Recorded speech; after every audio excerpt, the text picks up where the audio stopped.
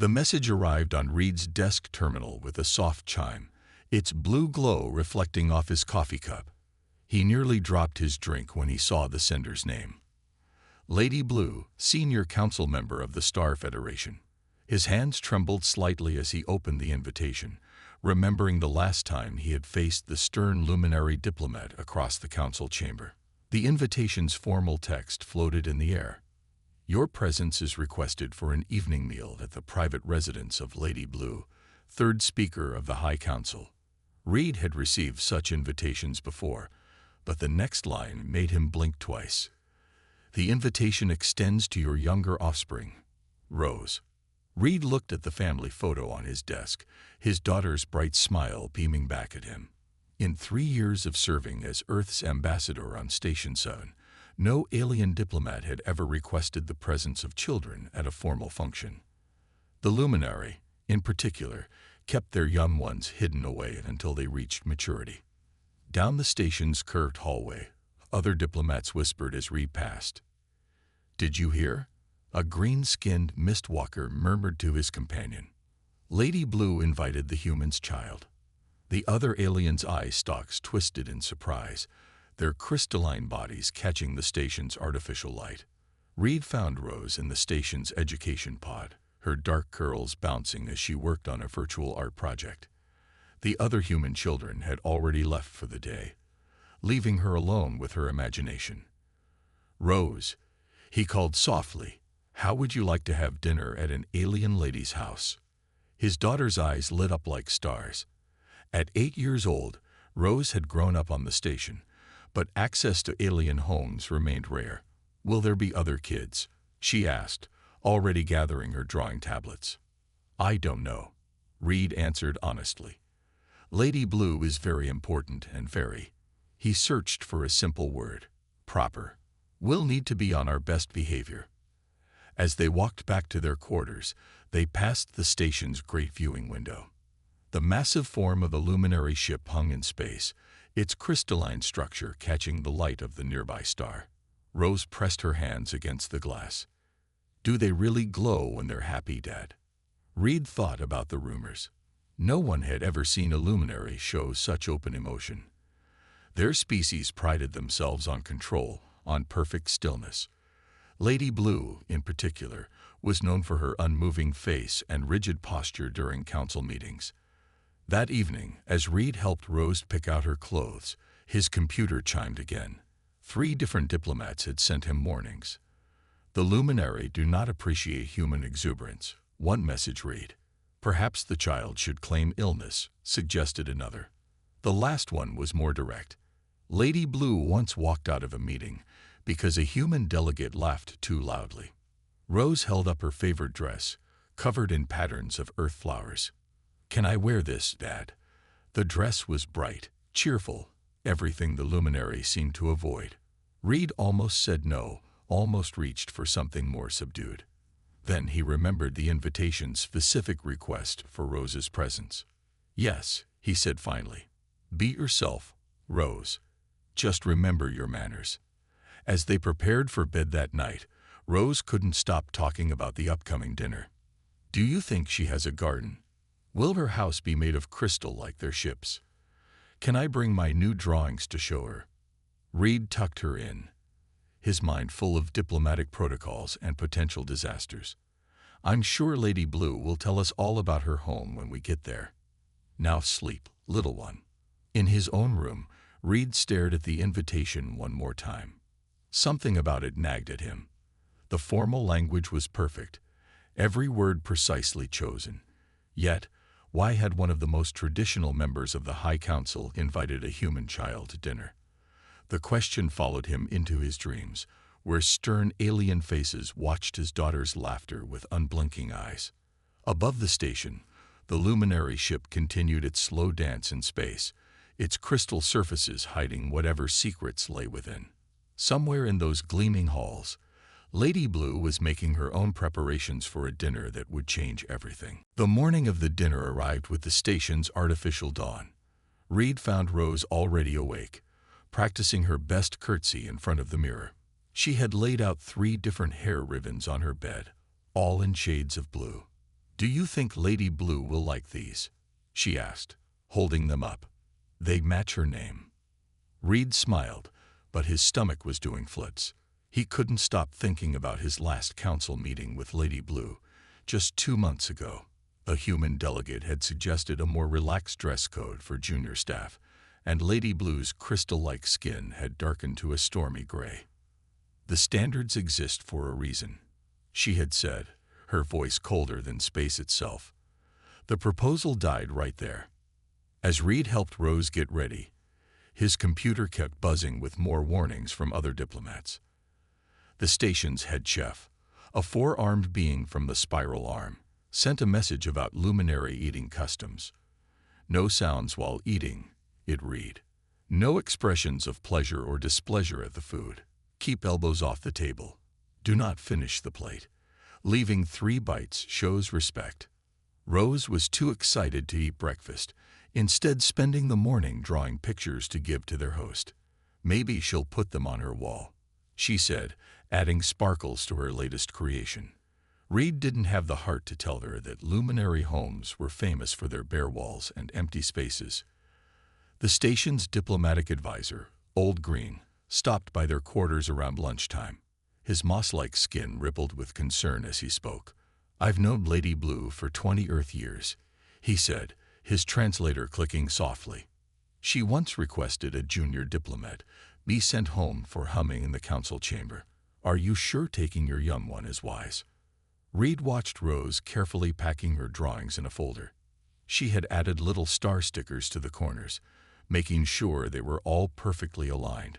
"The invitation specifically asked for her," he said. "We have to trust there's a reason."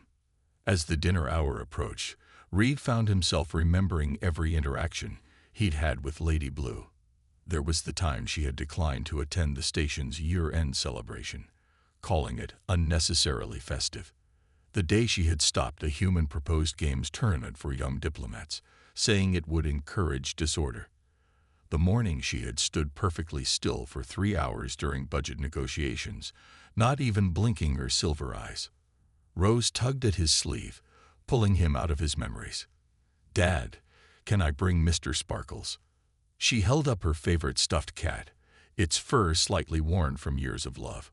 Reed gently shook his head, and Rose's face fell for a moment before brightening again. "Okay, but can I tell Lady Blue about him?" Before Reed could answer, his computer chimed one final time. This message was different. It came from Lady Blue's personal assistant. "The third speaker wishes to inform you that standard dinner protocols have been." There was a strange mark here, as if someone had hesitated over the words. "Adjusted for this evening. Please proceed as you find comfortable." Reed read the message 3 times. In all his years of diplomacy, he had never seen a luminary official suggest anything less than perfect adherence to protocol. He looked at Rose, who was now practicing saying thank you in the luminary language, her young voice carefully shaping the crystal-like tones. They left their quarters exactly on time, Rose's hand warm in his as they walked through the station's curved corridors. Other diplomats stopped to stare as they passed. A group of junior staff members whispered behind their hands. Even the station's maintenance robots seemed to pause in their work. The transport pod to the luminary ship was waiting for them at the main dock. Rose pressed her face against its window as they rose through space, watching the massive crystal vessel grow larger. "Dad," she whispered, her breath fogging the glass, "do you think she has any kids?"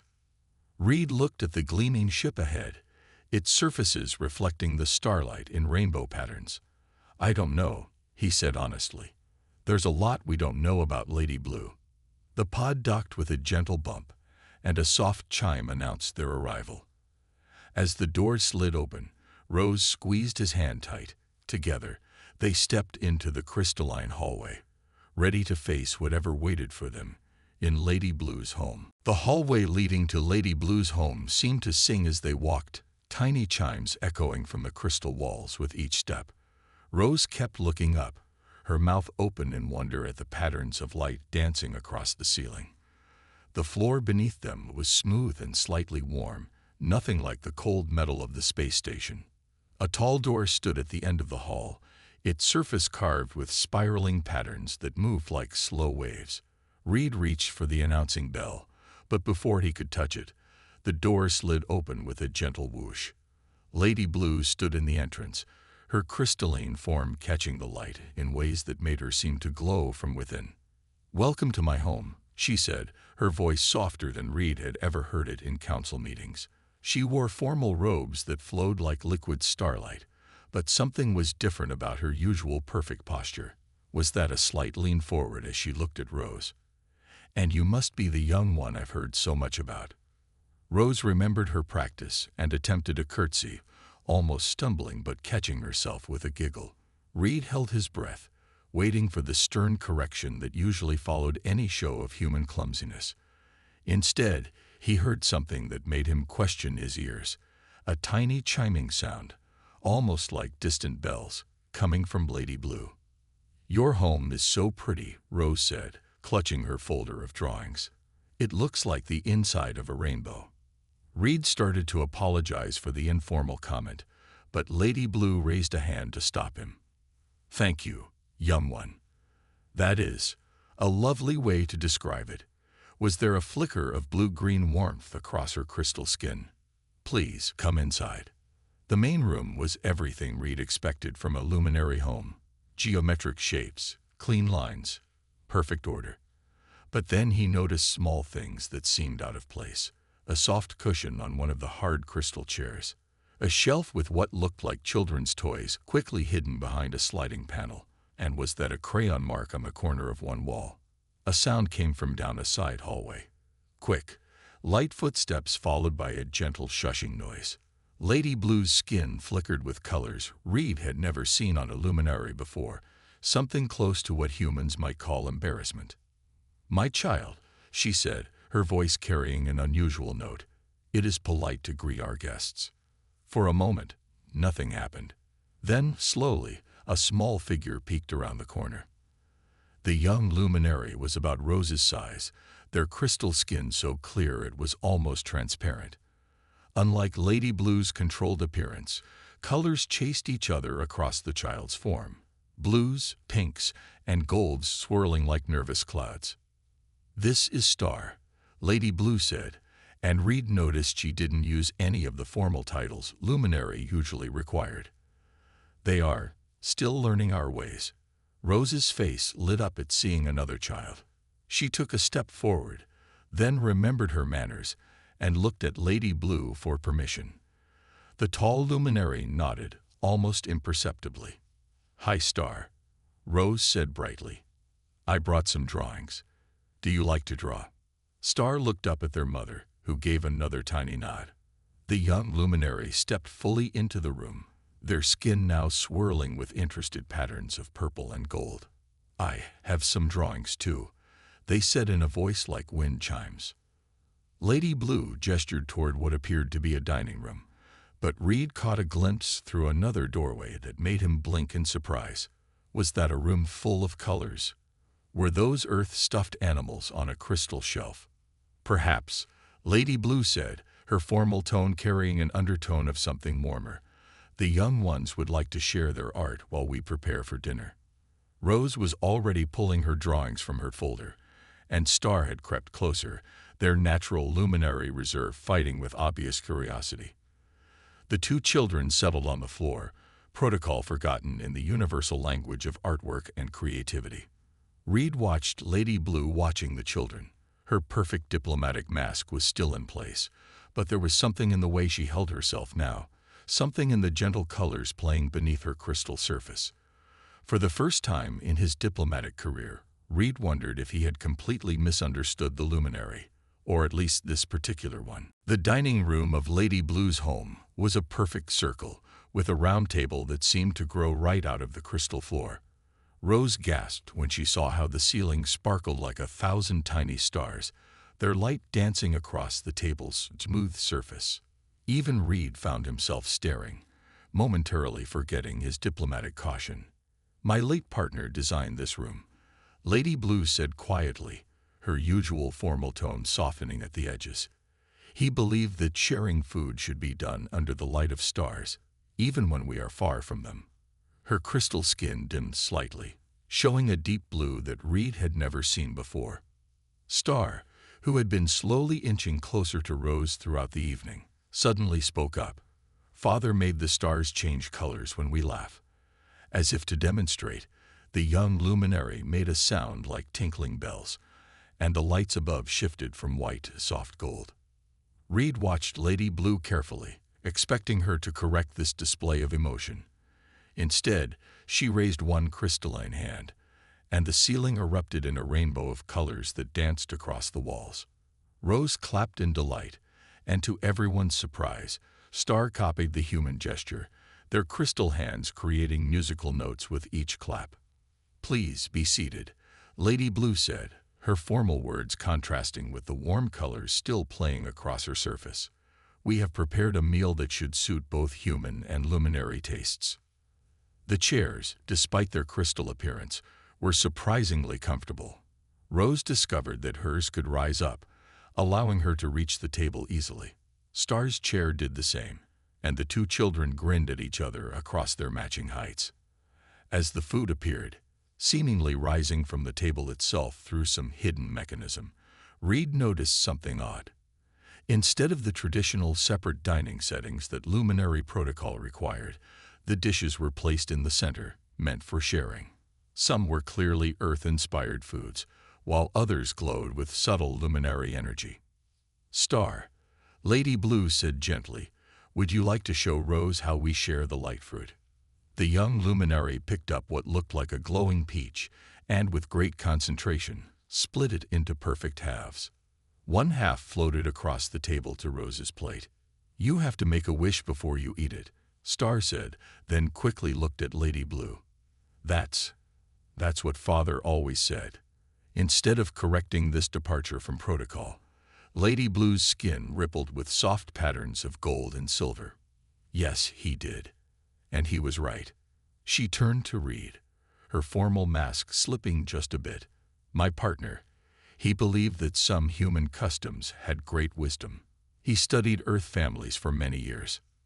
Rose took a careful bite of the light fruit, and her eyes widened as small sparkles of light danced around her head. Star watched with obvious delight, their own half of the fruit forgotten in the joy of seeing Rose's reaction. "It tastes like sunshine," Rose exclaimed, forgetting all the warnings about proper dinner behavior. Star made that bell-like laughing sound again, and this time, very quietly, Lady Blue's own chimes joined in. As the meal continued, Reed noticed more surprising things. Lady Blue knew all about Earth children's stories.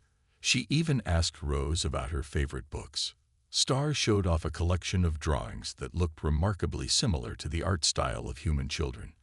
And most surprisingly, when Rose accidentally spilled a few drops of glowing juice, Lady Blue simply waved her hand, turning the spill into tiny butterflies of light that fluttered away. "My partner," Lady Blue said, watching the light butterflies dance across the room. "He always said that mistakes can become beautiful things if we let them." She turned to Reed, her silver eyes showing an emotion he had never seen in a luminary before. "Sometimes, Ambassador, the strongest diplomacy happens not in council chambers, but over shared meals and children's laughter."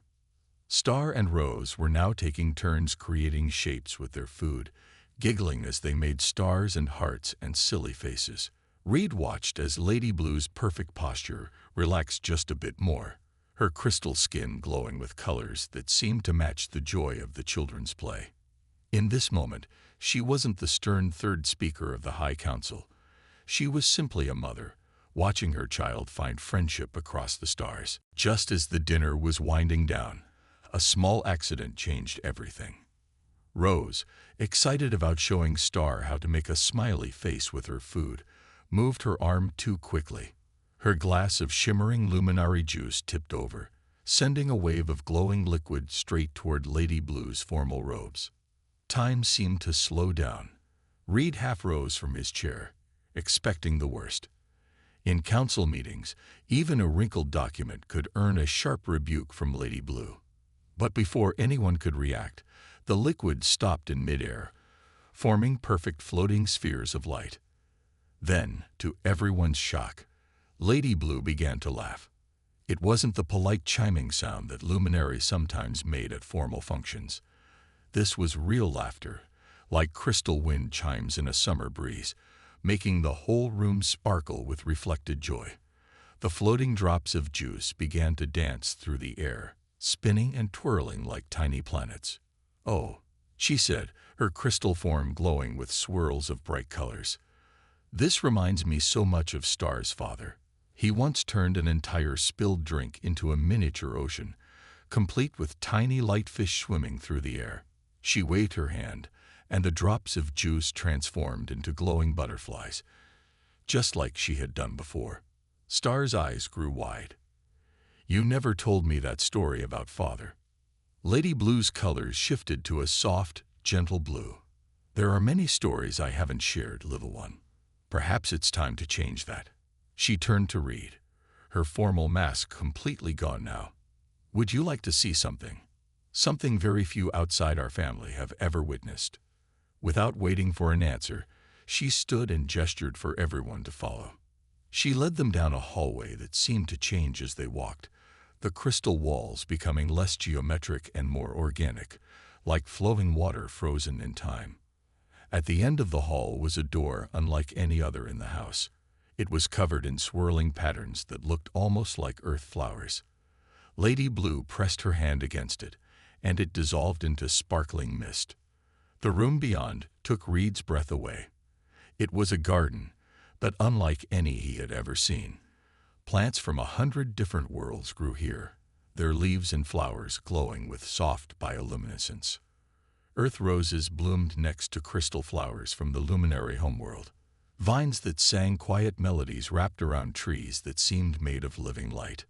"My partner's greatest joy," Lady Blue said softly, "was collecting beautiful things from different worlds. He believed that beauty knows no species, no diplomatic boundaries." She reached out and touched a nearby earth lily, making it glow with gentle light. "After he was lost in the starship accident, I nearly sealed this room forever. But Star needed to know their father's heart." Rose was already exploring, her eyes wide with wonder. Star followed close behind, pointing out plants and telling stories about each one. Their crystal skin glowed with pure happiness, all trace of formal luminary reserve forgotten. "The council," Lady Blue continued, watching the children, "they don't know about this room. They believe I maintain the proper luminary way in all things. But here, in this garden, I remember what my partner taught me, that there is strength in joy, in wonder, in letting ourselves feel deeply." A group of glowing creatures that looked like a cross between butterflies and starlight floated down from the garden ceiling, landing on Rose's outstretched hands. Star watched in amazement as Rose showed them how to hold still and let the creatures dance across their fingers. "That's why I invited you tonight," Lady Blue said to Reed, her voice carrying emotions that no human had ever heard from a luminary before.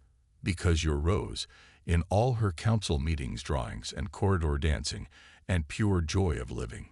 She reminds me so much of what my partner saw in humans. The beauty of feeling everything, of not hiding your light." As if to prove her point, Rose's delighted laugh echoed through the garden as one of the light butterflies tickled her nose. Star's answering laugh chimed like bells, and this time, Lady Blue didn't try to hide her own joyful chimes joining in. A soft chime echoed through the garden, making Lady Blue's colors shift to a more serious shade. "Ah," she said, "our other guests have arrived." Seeing Reed's confused look, she added, "I hope you don't mind, but I invited a few council members to join us for after-dinner tea." Reed felt his diplomatic anxiety return, but before he could worry too much, Rose spoke up. "Can we show them the light butterflies?"